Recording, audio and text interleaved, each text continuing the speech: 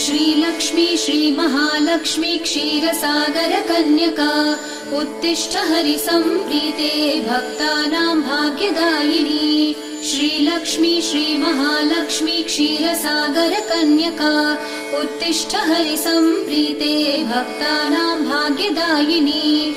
उत्तिष्ठोत्तिष्ठ श्रीलक्ष्मी विष्णुवक्षस्थलालये उत्तिष्ठ करुणापूर्णे लोकानां शुभदायिनी। उत्तिष्ठोत्तिष्ठ श्रीलक्ष्मी विष्णुवक्षस्थलालये उत्तिष्ठ करुणापूर्णे लोकानां शुभदायिनी।